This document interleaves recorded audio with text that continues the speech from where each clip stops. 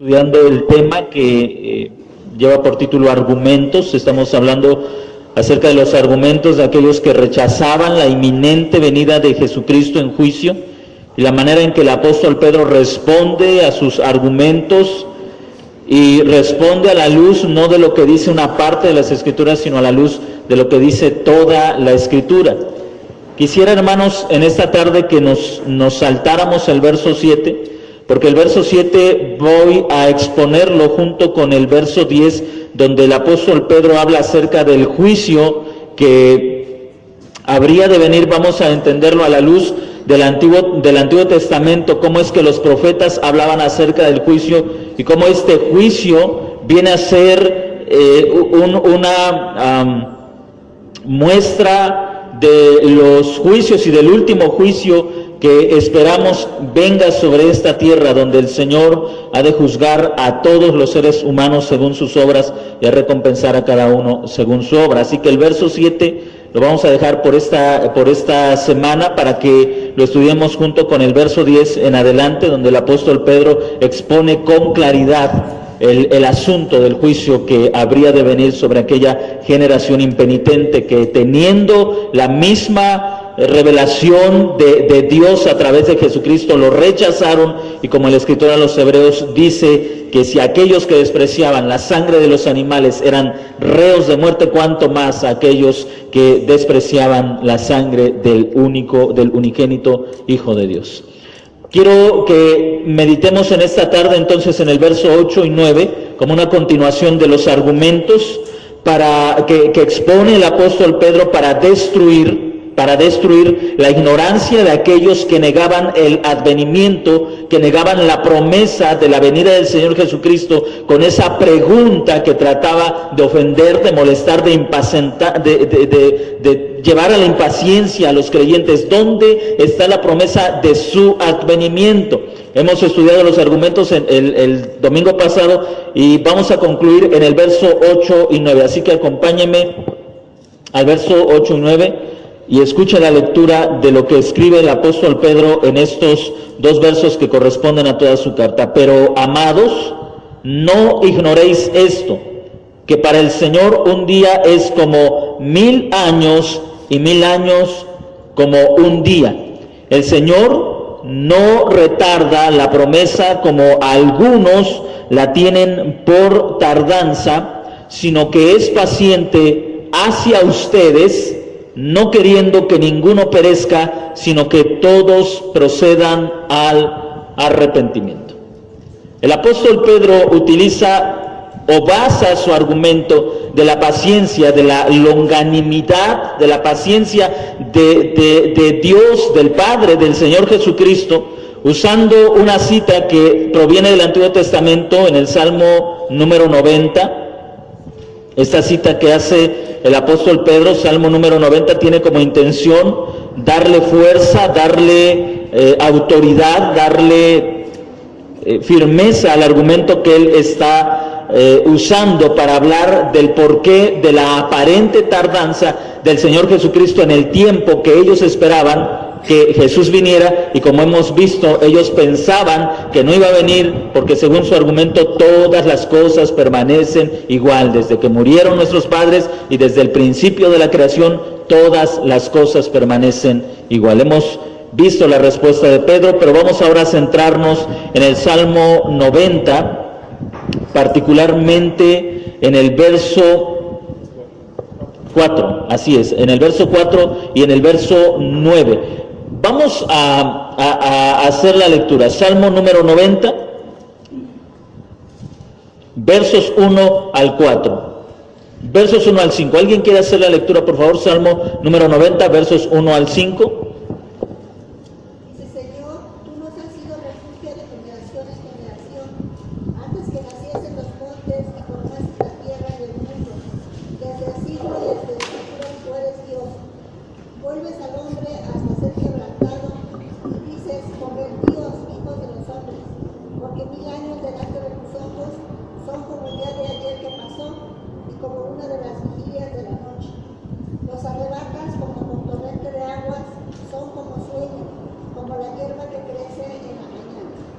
Muy bien.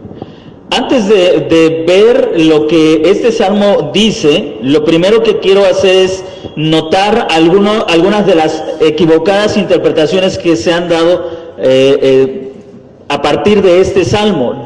La interpretación judía llegó a considerar que en este salmo encontramos cómo Dios mide el tiempo, y llegó a convertirse esto en una enseñanza. De manera literal se enseñaba entre la interpretación judía que un día equivale a 1000 años para Dios. Un día equivale a 1000 años para Dios. Eso quiere decir que cuando yo estoy viviendo un día de 24 horas para Dios, o al revés, que para 1000 años para mí son como un día para Dios. ¿Sí? Es a la inversa. 1000 años para mí son como un día para Dios. Hace unos días atrás estaba oyendo a un testigo de Jehová, y él estaba hablando de tantas cosas, pero cuando trató específicamente el asunto acerca de la venida del Señor Jesucristo, él le decía, no estaba hablando directamente conmigo, yo estaba ahí, él estaba hablando con otra persona, pero pues casi me regañaba que le pusiera atención, entonces lo estaba yo escuchando, y cuando él dijo que el Señor no ha venido porque en realidad para Dios solamente han pasado 2 días. O sea, vivimos, para nosotros son 2000 años, pero para Dios son 2 días. Y yo le decía, le pregunté, entonces, ¿eso significa que Dios cuenta el tiempo de manera diferente a nosotros? ¿Significaría entonces que los 6 días de la creación en realidad no son 6 días literales de 24 horas, sino en realidad son 6000 años? ¿Eso está usted diciendo? En realidad no me contestó, me dijo, ¿sabes cuántos años vivió Adán? Le dije 900 y tantos. Me dijo, no, ¿cuántos años vivió Adán? No recuerdo exactamente, pero fueron más de 900 años. Y me dice, en Génesis 3 dice, de cierto te digo que del día que comas del fruto de ese árbol, ciertamente morirás. Y dice, el día, ¿sabes cuántos años vivió? 960 y tantos me parece, no recuerdo exactamente. No llegó a 1000 años, porque el Señor le dijo el día, y como un día es igual a 1000 años, entonces él murió el día. Su ecuación es un poco torcida. ¿Sí me están entendiendo?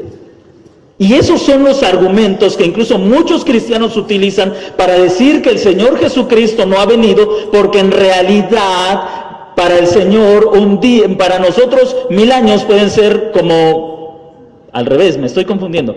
Para el Señor 1000 años son como un día. 1000 años son como un día.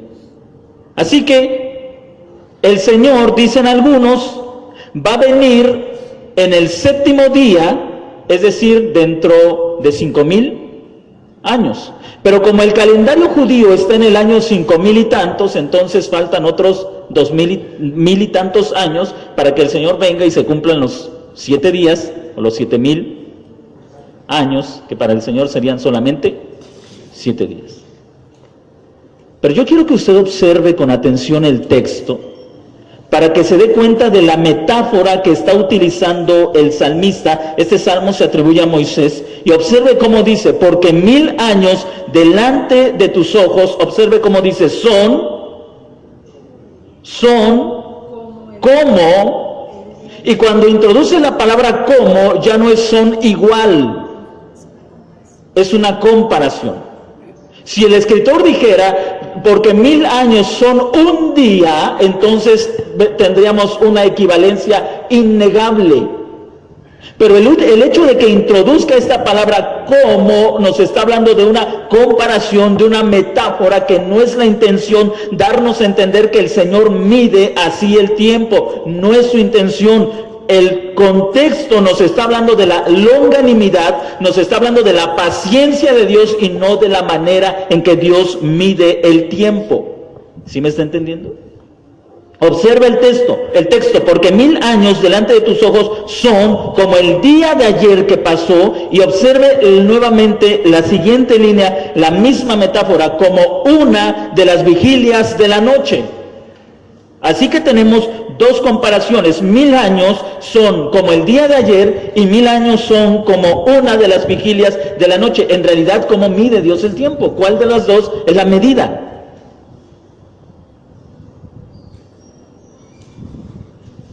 Porque en un solo texto tenemos dos comparaciones que tienen que ver con el tiempo. Para ti, Señor, 1000 años son como el día de ayer que se fue. Para ti, Señor, 1000 años son como una de las vigilias de la noche. ¿Sabe cuánto duraba una vigilia para los judíos?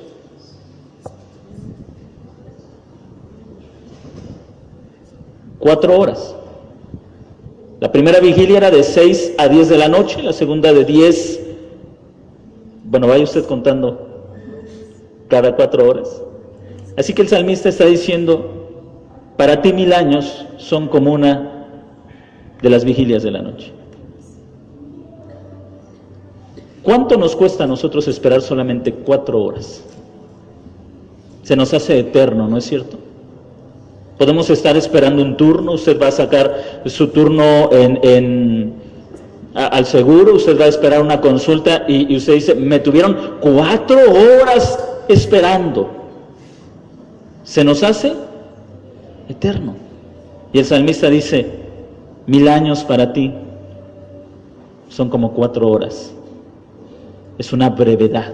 Ahora, ¿se da cuenta que el intento del salmista no es decirnos así mide Dios el tiempo, sino el intento del salmista es decirnos así de grande es Dios en la eternidad? El argumento de aquellos que piensan que realmente para Dios 1000 años son como un día es un argumento que no se sostiene, porque el salmista está usando una metáfora, una poesía para hablarnos de dos aspectos importantes en el Salmo 90, la brevedad del hombre y la eternidad de Dios. El Salmo 90 dice, antes que los montes fueran engendrados y dieras a luz la tierra, desde la eternidad y hasta la eternidad, tú eres Dios, tú eres eterno. El tiempo no hace nada en ti, no te impacienta, no te aburre, no te envejece, no te debilita, eres eterno, el tiempo no hace nada en ti. Y observe después cómo se hace un contraste con el hombre. Por ejemplo, el verso 1 dice, de generación en generación. Mientras el hombre vive en generaciones, Dios es el mismo siempre. Observe usted los contrastes. Luego el verso 5, Dios es eterno, Él trajo a existencia la creación. Y el verso 5 dice que al hombre lo arrastras como con una inundación. Nosotros nos sentimos inmortales en el tiempo que vivimos, pero Dios desde la eternidad nos ve como un soplo, como polvo que es arrebatado. El contraste no existe entonces entre cómo el hombre mide el tiempo y cómo Dios mide el tiempo, sino más bien cómo el hombre es tan breve en la historia y cómo Dios es eterno en la historia. Y este mismo argumento lo utiliza el apóstol Pedro para sostener la razón por la cual aparentemente la venida del Señor Jesucristo en su tiempo se había retardado. Así que mantenga usted esto en mente, porque no solamente el apóstol Pedro está usando las palabras, está usando también el concepto. Y el concepto que nos está mostrando es la misericordia de Dios hacia un pueblo que es rebelde. Dios es misericordioso con su pueblo que es rebelde. El Salmo 90 habla específicamente del pueblo de Israel y cómo Dios se ha relacionado con este pueblo a través de la historia, su paciencia y sus juicios. Dios ha sido paciente en derramar juicios sobre el pueblo de Israel, y tenemos aquí la historia que nos cuenta Moisés en este salmo, donde habla acerca de la paciencia de Dios para con un Israel que saliendo de Egipto fue necio, fue rebelde y sin embargo no fue destruido inmediatamente, porque Dios es paciente con los suyos. Observe, por ejemplo, en el verso 7, en el verso 5, lo arrastras como una inundación, son como un sueño al amanecer, como la hierba que crece, a la mañana reverdece y florece, a la tarde se marchita y se seca. ¿Cómo somos consumidos por tu ira y turbados por tu indignación? Pusiste nuestras iniquidades ante ti, nuestras cosas ocultas a la luz de tu rostro. Ciertamente todos nuestros días declinan a causa de tu ira. Consumimos nuestros años como un suspiro.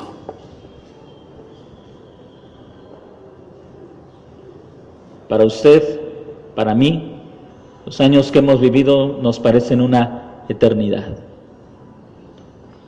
Pero comparados a la eternidad de Dios, para Dios son como un soplo, un suspiro.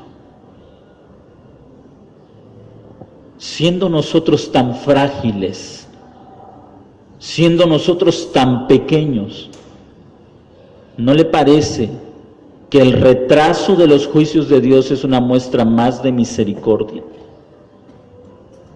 Es una muestra de su gran amor y paciencia que nos tiene antes que un olvido de lo que Él ha prometido hacer. Ahora, dos cosas quiero que mantenga en mente. Entonces el Salmo no nos está indicando, no nos está enseñando cómo Dios mide el tiempo, no nos está diciendo que para Dios 1000 años son un día. Nos está hablando de una manera comparativa acerca de la paciencia y misericordia de Dios hacia su pueblo. Ahora sí, regrese conmigo a la segunda carta de Pedro. Observe cómo inicia el verso 8. Nuevamente tenemos a Pedro llamando a los hermanos de la iglesia amados.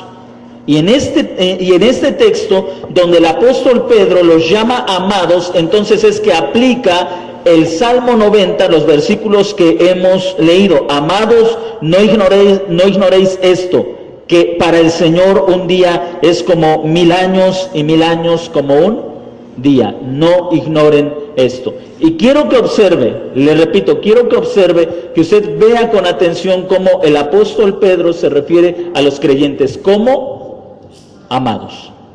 Y le repito, al llamarlos amados, aplica el Salmo 90 a la experiencia de los creyentes, a la experiencia de la iglesia.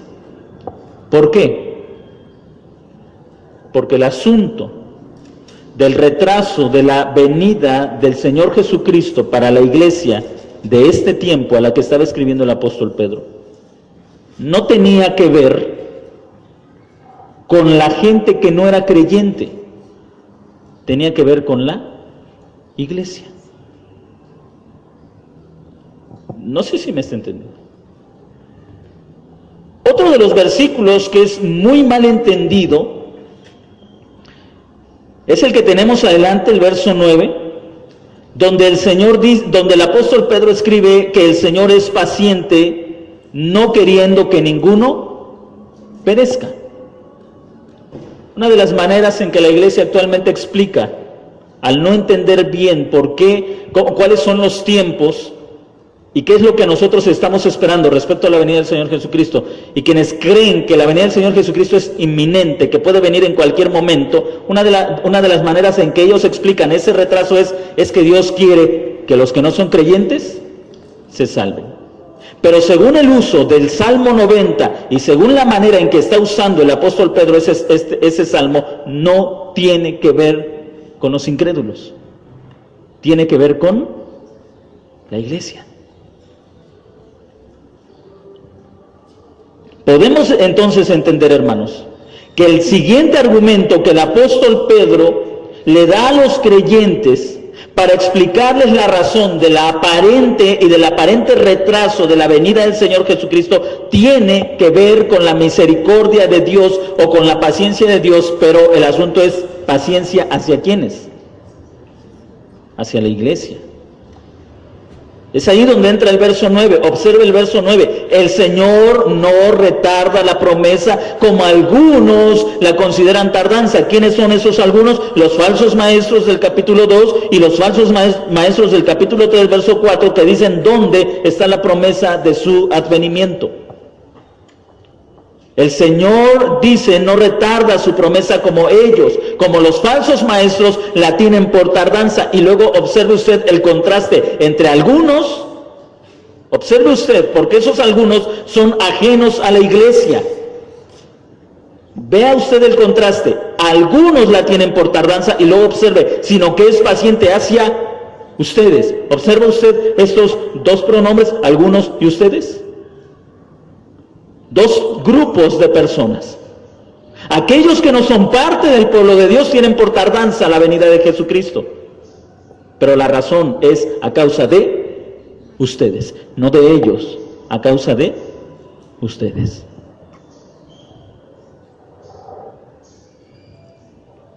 No sé si tengan alguna pregunta, si tenga usted algún comentario, alguna duda en este punto, en este último argumento que da el apóstol Pedro.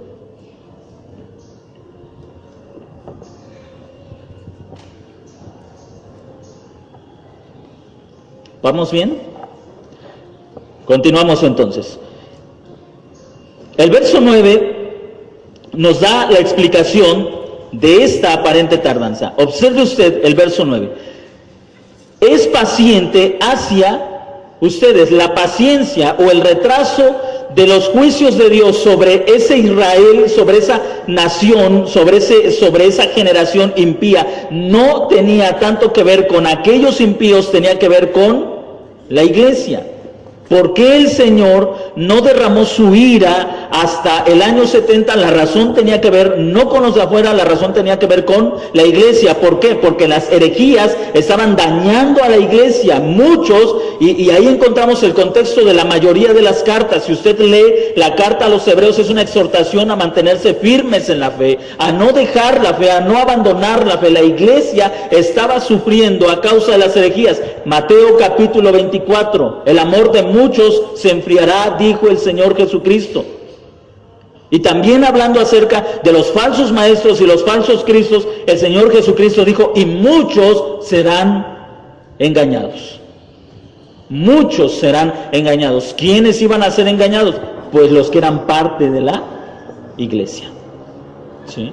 Así que en este sentido, hermanos, la tardanza de los juicios del Señor sobre ese tiempo tenía que ver con el asunto de la firmeza de la iglesia y no con los que eran incrédulos. Eso es una de las paradojas que hemos estado hablando y que hemos estado tratando de entender, porque por un lado la Biblia afirma que la salvación está perfectamente segura en Jesucristo, sin embargo por otro lado siempre se nos exhorta a mantenernos firmes en nuestra vocación.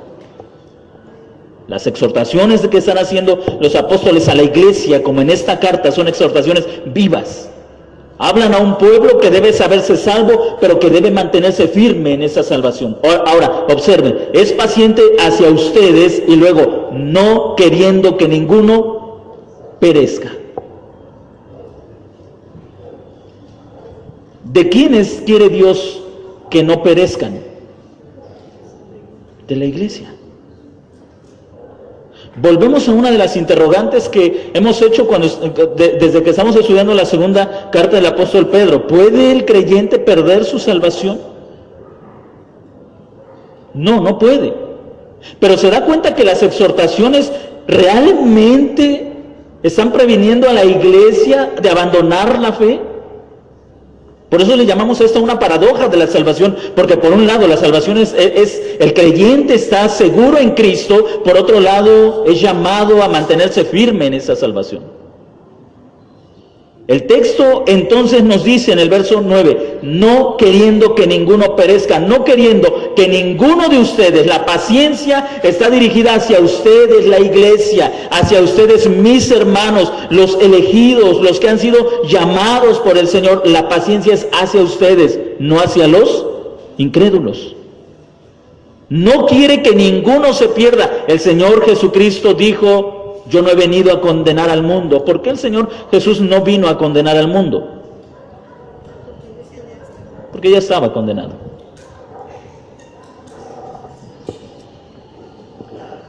El asunto de la gente incrédula ya ha sido determinado por el Señor. El que no cree en mí ya ha sido condenado, dice el Señor Jesucristo. ¿Vamos bien hasta ahí? El que no cree en mí ya ha sido condenado. El asunto de la sociedad, del mundo no cristiano ha sido determinado por el Señor y su determinación ha sido condenado. El asunto de la iglesia es el que está en juego. Mire, de repente quizá sea difícil para entender cómo es que siendo salvos aún debemos luchar por nuestra salvación. Si usted lee las cartas de los apóstoles, se va a dar cuenta que ellos nunca dan por sentado que los salvos pueden sentarse a descansar y decir, estoy del otro lado. Nunca. No desprecien la gracia que han recibido. No caigan de la gracia. Pablo a los Gálatas. La carta a los Hebreos. Teniendo estas promesas, no seamos de aquellos que retroceden. ¿A quién se les escriben todas esas exhortaciones a mantenerse firmes en la fe? ¿A los que no son creyentes? No. ¿Se da cuenta que necesitamos entender perfectamente lo que implica la salvación? No estamos hablando de que se puede perder la salvación, pero tampoco podemos ir al extremo de la comodidad y de decir como dicen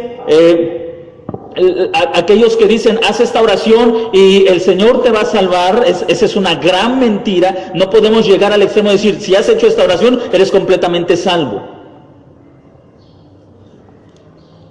La Biblia nos llama de una vida constantemente vigilante, de que aquel que realmente es salvo está vigilando su vida constantemente. El asunto de esta exhortación está dirigida a una iglesia, a un pueblo que es salvo y que debe saber y que debe recordar que la paciencia de Dios tiene que ver con aquellos de la iglesia que estaban abandonando la fe. Dios no quiere que aquellos que son parte del pueblo perezcan con los incrédulos.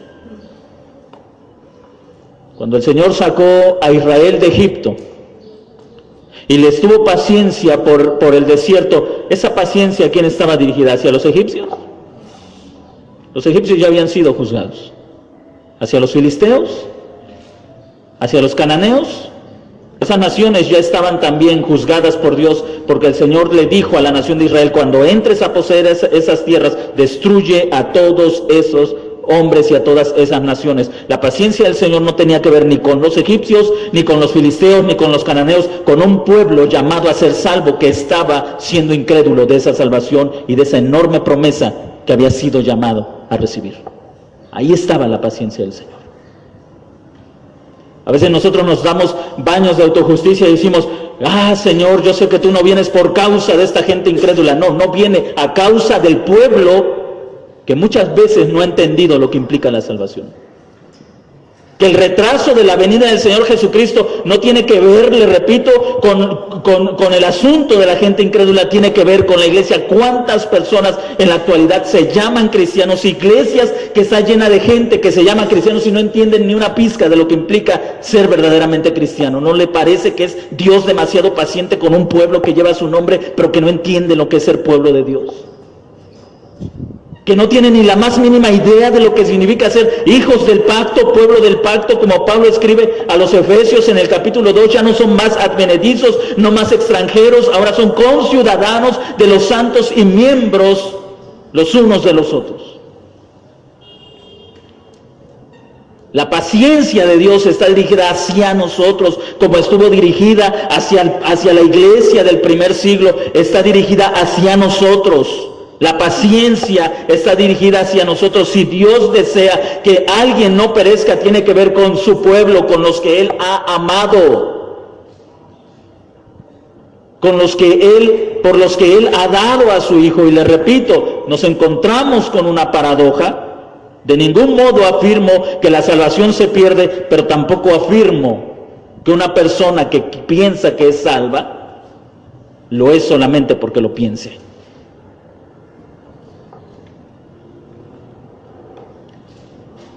Tiene que ver con una vida que es evidente que se demuestra en las acciones. Acompáñenme a Hebreos capítulo 2.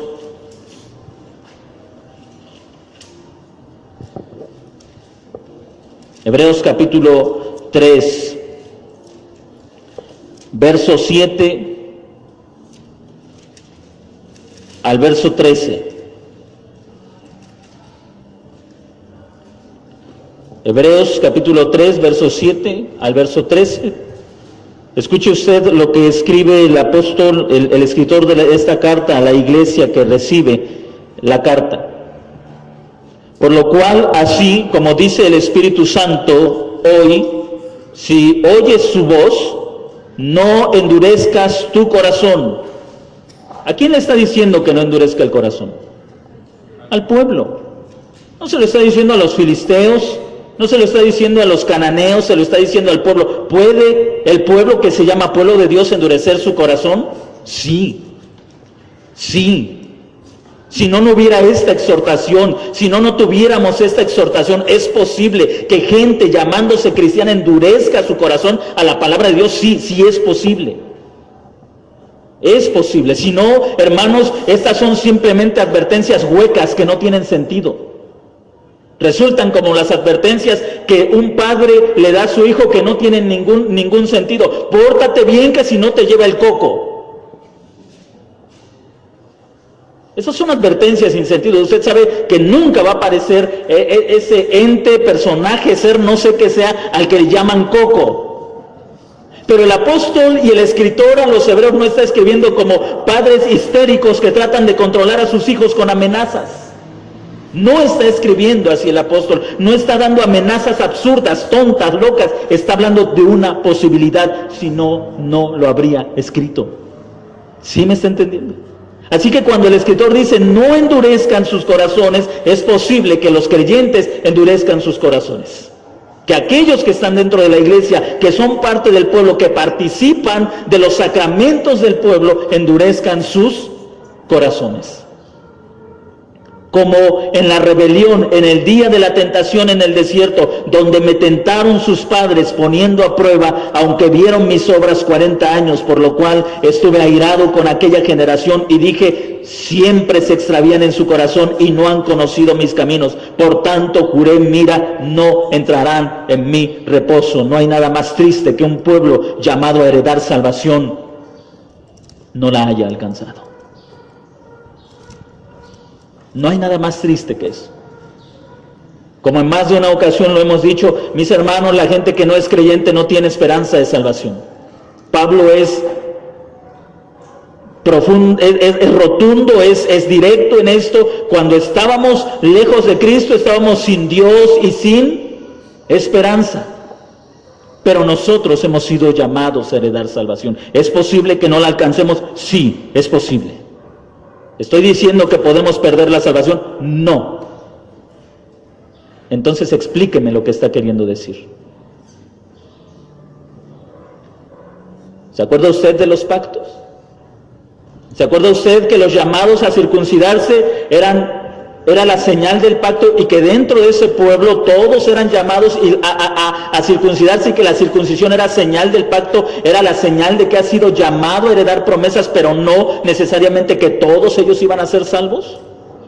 Pablo a los Corintios en la primera carta, en el capítulo 10, él hace una semejanza entre el pueblo de aquel tiempo y la iglesia de este tiempo. Ellos ellos pasaron por la nube y por el mar, ustedes también fueron bautizados. Ellos no alcanzaron salvación, ustedes también corren peligro de no alcanzar salvación.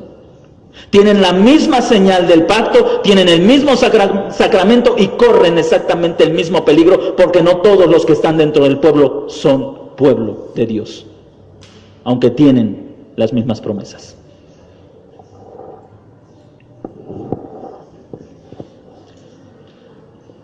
¿Se da cuenta de ello?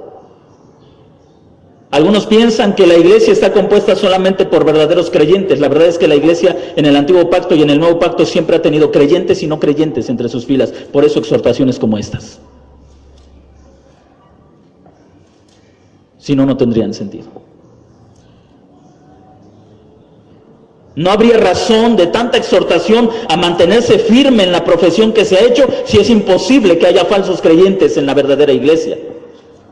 Sin embargo, los apóstoles ven una continuidad en el pueblo del pacto antiguo con la iglesia del nuevo pacto, ven una continuidad, así como en el antiguo pacto hubo gente que recibió la señal del pacto, fue circuncidada, comió la Pascua, pero de ninguna manera alcanzaron salvación. Así muchos en el nuevo pacto han recibido las mismas señales del pacto, han sido bautizados y participan de la cena del Señor, y lamentablemente muchos no alcanzarán salvación. No porque la hayan perdido, sino porque a pesar de estar en un pueblo lleno de promesas, fueron incrédulos para alcanzar esas promesas. A pesar de tener señales del pacto, a pesar de tener los sacramentos del pacto, nunca hubo fe en sus corazones para abrazar esas promesas. Por eso estas advertencias: no endurezcan su corazón, no lo endurezcan. Verso 12. Mirad pues, hermanos, se da cuenta que la advertencia es a ¿quiénes? A los hermanos. ¿Consideraba el escritor de la carta a los hebreos que la salvación se pierde? No. Pero él, como un hebreo, sabía la historia del pueblo. Y sabía que en ese pueblo del pacto que había sido llamado desde Abraham, la historia dejaba ver que muchos de aquellos que habían sido llamados no habían alcanzado la promesa por la incredulidad en sus corazones. Mirad, pues, hermanos, no sea que acaso haya en alguno de ustedes un corazón malo de incredulidad. ¿Se da cuenta? Gente en medio de la iglesia que tiene la señal del pacto, que ha recibido el sacramento del bautismo, que ha recibido el sacramento de la cena, pero que tiene un corazón incrédulo, malo. Como le decía en uno de los temas, cuando hablábamos acerca de los pactos, le decía, mientras estamos aquí, los que como miembros del pueblo del pacto tenemos las señales del pacto, ¿cómo nos llamamos? Hermanos. Hermano, hermana, nos saludamos, nos preocupamos unos por otros, cuando no nos vemos tratamos de buscarnos, nos exhortamos, nos animamos, pero le decía también en esa ocasión, tristemente, algunos no verán o no veremos los rostros de algunos. ¿Por qué? Porque a pesar de estar en un pueblo con promesas, tuvieron un corazón incrédulo que nunca alcanzó las promesas que fueron dadas.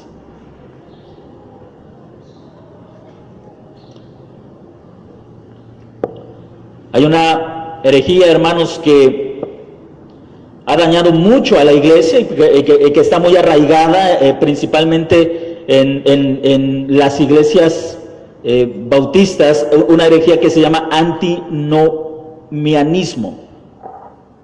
El antinomianismo significa en contra de la ley.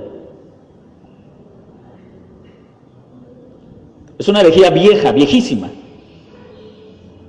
De hecho, los apóstoles lucharon contra el antinomianismo. ¿Qué es el antinomianismo? Decir, no necesitamos la ley.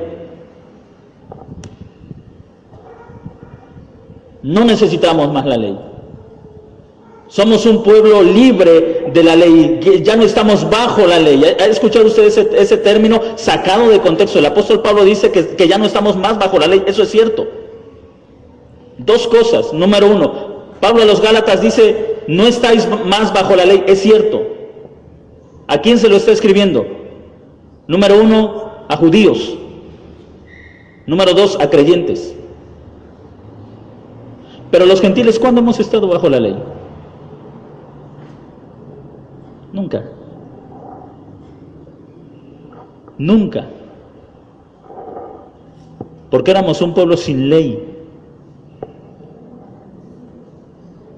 Cuando el apóstol Pablo escribe que ya no está más bajo la ley, está hablando acerca de la ley como un medio para justificarse. El hombre no puede ser justificado por las obras de la ley. Definitivamente nadie puede alcanzar la justicia perfecta de Dios por las obras de la ley. La justificación es obra exclusiva de la cruz de Cristo al derramar su sangre por nosotros. Pero mis amados hermanos, la ley perfecciona a los que han sido salvos por la fe en Jesucristo. Y la vieja idea de que ya no estamos más bajo la ley hace que muchos digan, ¿para qué aprenderse los 10 mandamientos? No estamos más bajo la ley.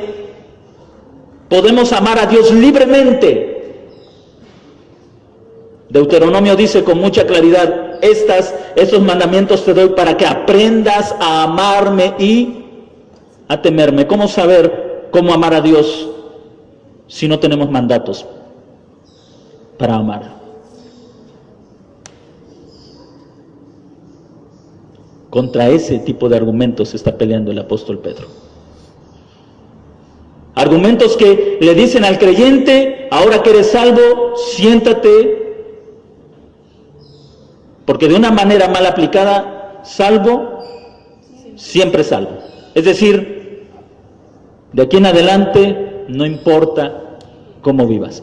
Ahora, ¿se da usted cuenta que la doctrina, que la enseñanza de los apóstoles no se va ni al legalismo de aquellos que enseñan tienes que guardar tu salvación con tus obras, pero tampoco se va al otro extremo del liberalismo que dice no importa cómo vivas, ya eres salvo? Mientras que le da confianza al corazón de que la salvación descansa en Cristo, también le dice para qué ha sido llamado. Exactamente. ¿Se da usted cuenta que la Escritura no se va a ninguno de los extremos? No, ni va al legalismo donde tienes que estar haciendo cosas para mantener tu salvación, ni va al libertinaje donde una vez que eres salvo, no importa cómo vivas.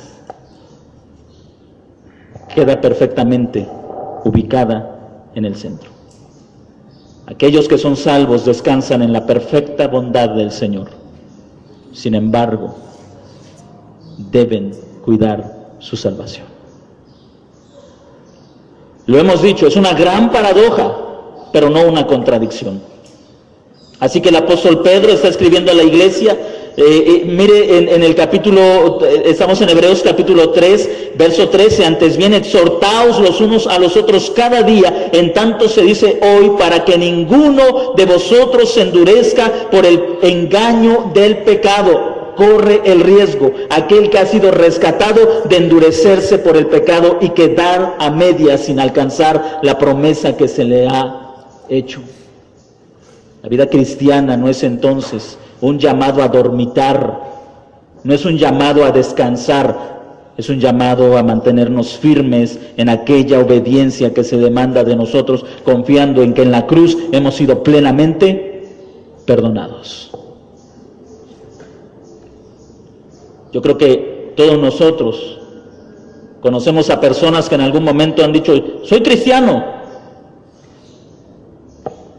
para que días, meses o años después vuelvan, como dice el escritor, el apóstol Pedro en su segunda carta, cumpliendo el proverbio, como perro al vómito y como cerdo a revolcarse en el lodo. Si la vida cristiana fuera en automático, le aseguro, todos alcanzarían la promesa.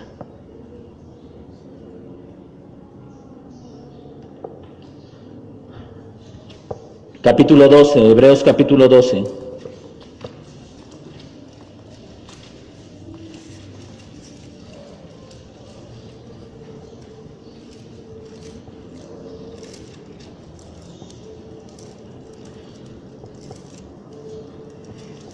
Verso 2, verso 1 y 2, por lo cual también nosotros, teniendo alrededor nuestra tan gran nube de testigos, desprendiéndonos de todo peso y del pecado que nos asedia, corramos con paciencia la carrera que es puesta delante. El arrepentimiento, la salvación no es la meta, es el inicio de la carrera. Una carrera que corremos en la fe en Cristo, no en nuestras propias fuerzas. Es una carrera, puestos los ojos en Jesús, el autor y consumador de la fe, el cual por el gozo puesto delante de él soportó la cruz, despreciando el oprobio, se ha sentado a la diestra del trono de Dios. Considerad pues al que soportó tal contradicción de pecadores contra sí mismo, para que vuestro ánimo no se canse y desfallezca. Aquellos que han sido llamados a la salvación corren el riesgo de quedarse en el camino si no entienden lo que la salvación implica. Si no hubiera necesidad de la exhortación, hermanos, la iglesia no existiría. Una vez que usted hizo su oración, puede quedarse en casa y no reunirse nunca. De todos modos, la carrera se terminó para usted. Pero porque hay tal riesgo es que la iglesia existe, que la predicación existe, que la enseñanza existe, que la congregación, la reunión existe. Por eso es que el apóstol Pedro les está recordando: mis hermanos, la paciencia del Señor. Si Él ha retrasado su juicio, es porque ninguno de ustedes, el Señor no quiere que ninguno de ustedes perezca, que ninguno de ustedes que ha recibido tan grandes promesas, tan enormes promesas, se quede a medio camino sin alcanzar aquella tal salvación tan grande que ha sido dispuesta para aquellos que llevan su nombre. Se trata de nosotros, mis amados hermanos. Y eso tiene que humillar nuestras vidas. Le repito, a veces estamos tan autosatisfechos y decimos: el Señor es paciente porque si viniera en este momento, ¿cómo está nuestra sociedad? ¿Qué sería con aquellos, con esa gente tan malvada? Usted sabe lo que va a hacer con ellos. El asunto es: ¿qué será de nosotros? ¿Qué será de nosotros? Teniendo tantas corrientes, tantas falsas enseñanzas en el pueblo que lleva el nombre de Dios. Tantas modas que han marcado a la iglesia y pareciera que la alejan un poco más de su llamado. En los años 80, la explosión de aquellos falsos maestros que hicieron mal sus cálculos. 1945 Israel llega a su tierra, así que 40 años después, el fin del mundo. Año 1980, nada pasó. Después, ¿qué viene? Guerra espiritual. Gente yéndose a Israel, gente yendo derribando altares, luchando. Después, que viene confesión positiva, declarar, decretar, psicología después. Pero con una gran altivez decimos: el Señor no viene porque Él no quiere que esa gente se pierda. Cuando somos nosotros los que nos hemos apartado de la verdad. Cuando somos nosotros, el pueblo del pacto, los que hemos sido infieles al pacto. Cuando deberíamos decir: el Señor no viene, porque si viniera seríamos juzgados por nuestras falsas doctrinas, por nuestra falsa enseñanza. ¿Dónde quedaríamos? ¿Dónde quedaría toda esa gente que tiene la certeza de ser salva cuando ha creído mentiras? Cuando ha creído falsas doctrinas, ¿dónde quedaría toda esa gente? La paciencia del Señor es para con nosotros, para con su pueblo. Los que hemos sido llamados a heredar esta salvación tan grande, tiene que ver con nosotros, como lo tuvo que ver con la iglesia del primer siglo en su tiempo. Por eso es que el escritor a los hebreos dice: por tanto, enderecen las sendas, fortalezcan sus pies y fortalezcan sus manos. Es necesario que la iglesia entienda que tiene que volver a la verdad y arrepentirse de toda esa falsa enseñanza, de todo el libertinaje y de todo el legalismo que hemos confundido con el evangelio. Y que entendamos de verdad que la paciencia del Señor retrasa su juicio sobre esta tierra. Primera de Pedro 4:7, me parece, es necesario que el juicio comience. ¿Por dónde? Por la casa. Y si comienza por la casa de Dios, ¿dónde quedará el injusto? ¿Dónde quedará el injusto? Gracias, Señor, porque retrasas tu venida. Porque si tu venida fuera en este tiempo, no sé cómo encontrarías la vida de tu iglesia hoy, nuestras vidas, mi vida, tu vida. Gracias porque retrasas tu venida con paciencia, permitiendo que seamos, que nos arrepintamos, que seamos sinceros con nosotros mismos y volvamos al Señor. El profeta Jeremías dice, hablándole a la nación de Israel, deténganse y pregunten por las sendas antiguas, pregunten por los viejos caminos. Y la exhortación que el profeta hizo a la nación de Israel es una exhortación que la iglesia necesita escuchar hoy. Detente y pregunta por las sendas antiguas. No se trata de tener una fe normal, común y decir, sí, yo creo en el Señor. Muchos que decían eso quedaron postrados en el desierto y no alcanzaron esa promesa de salvación.